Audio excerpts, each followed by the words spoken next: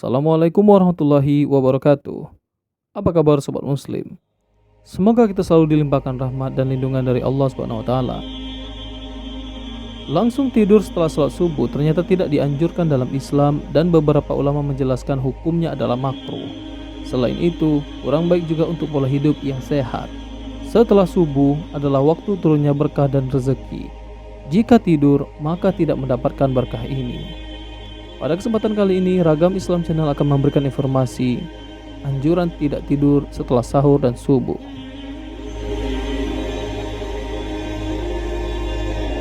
Rasulullah Shallallahu Alaihi Wasallam berdoa, "Ya Allah, berkahilah umatku di waktu paginya." Beberapa ulama menjelaskan hukumnya adalah makruh.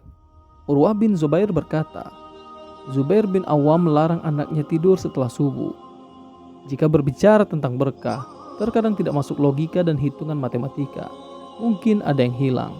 Saya sering tidur setelah subuh, tapi rezeki saya lancar.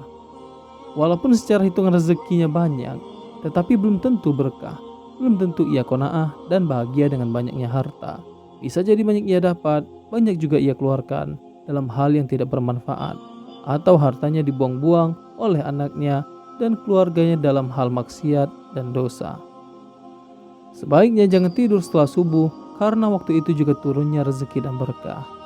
Ibnu Qayyim al-Jauziyah rahimahullah berkata, karena waktu subuh adalah waktu makhluk mencari rezeki dan waktu dibagikannya rezeki.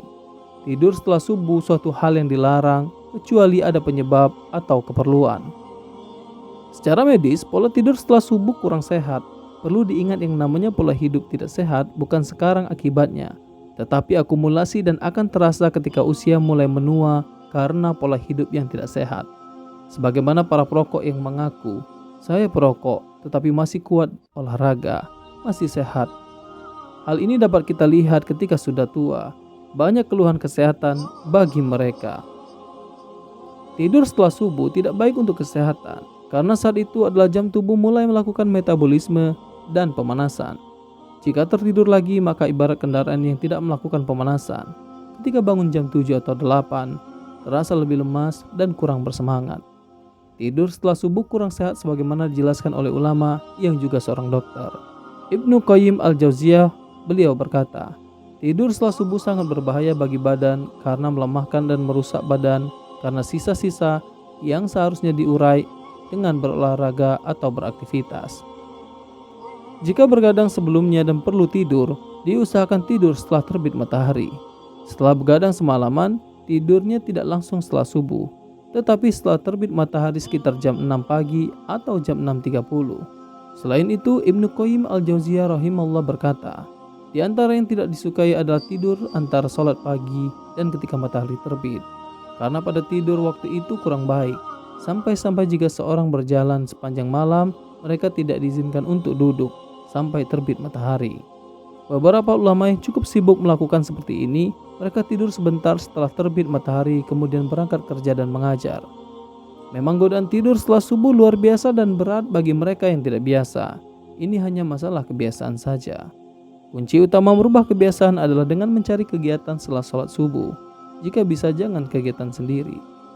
Misalnya, belajar setelah sholat subuh di masjid, memasak setelah sholat subuh, jalan-jalan dengan anak-anak. Hendaknya kita punya kegiatan setelah subuh, seperti membaca atau menghafal Al-Quran, dengan suara yang agak dibesarkan, menghafal hadis, berzikir pagi dan petang, menghafal doa-doa keseharian, serta hafalan. Namun ada juga yang mengaji atau berzikir lama-kelamaan ketiduran. Maka hendaknya kita mencari kegiatan yang melibatkan orang banyak, seperti mengikuti majelis ilmu ba'da subuh di masjid, belajar membaca, dan memperbaiki Al-Quran. Kemudian Ibnu Qayyim al-Jauziyah menambahkan, jika dirimu tidak disibukkan dengan hal-hal yang baik, pasti akan disibukkan dengan hal-hal yang batil. Bisa juga faktor maksiat yang sering dilakukan dan belum bertaubat. Bangun sholat subuh juga kebiasaan. Jika berat dan susah bangun, mungkin faktor kebiasaan atau ada maksiat yang dilakukan sehingga susah melakukan ibadah sholat subuh. Bisa sering begadang atau karena ada kemaksiatan yang baru-baru dilakukan terus-menerus tanpa istighfar, sehingga badan susah melakukan ketaatan dan hati berat untuk dibawa beribadah. Sehingga yang sebelumnya kita bangun ketika azan berkumandang, Sekarang hati mulai keras dan telinga sudah tidak peka lagi dengan suara azan. Badan pun berat dibawa untuk menjawab panggilan masjid. Dari Abu Shalih dari Abu Hurairah radhiyallahu anhu, dia berkata, Rasulullah shallallahu alaihi wasallam bersabda, sesungguhnya seorang mukmin jika melakukan satu perbuatan dosa, maka ditorehkan di hatinya satu titik hitam. Jika ia bertaubat, berhenti dan minta ampun, maka hatinya akan dibuat mengkilat. Jika semakin sering berbuat dosa, maka titik-titik itu akan bertambah sampai menutupi hatinya. Itulah ra'an yang disebutkan Allah Ta'ala. Sekali-kali tidak akan, tetapi itulah ra'an yang disebutkan Allah dalam Al-Quran. Ada yang menjadikan salah satu indikator hatinya mulai mengeras adalah susah bangun sholat subuh. Untuk selevel ulama, mereka menjadikan susahnya sholat malam sebagai salah satu indikator hati mereka mulai mengeras. Sufyan Ats-Tsauri rahimahullah beliau berkata, selama 5 bulan aku terhalang untuk melakukan sholat malam karena dosa yang aku lakukan. Jika ada yang berkata, saya bermaksiat setiap hari, tapi nanti malam saya bisa bangun malam jika saya mau, maka kita katakan bahwa hatinya sudah tidak peka lagi mendeteksi maksiat. Hati para ulama cukup bersih sehingga sangat peka terhadap maksiat. Ibarat tubuh yang sehat akan terasa jika ada sakit sedikit. Demikianlah anjuran untuk tidak tidur setelah sahur dan subuh. Selain akan mengeraskan hati, juga berbahaya bagi kesehatan tubuh kita. Wallahu a'lam bishawab. Demikian informasi yang dapat disampaikan oleh Ragam Islam Channel pada kesempatan kali ini. Semoga informasi ini dapat berguna dan bermanfaat bagi kita semua. Assalamualaikum warahmatullahi wabarakatuh.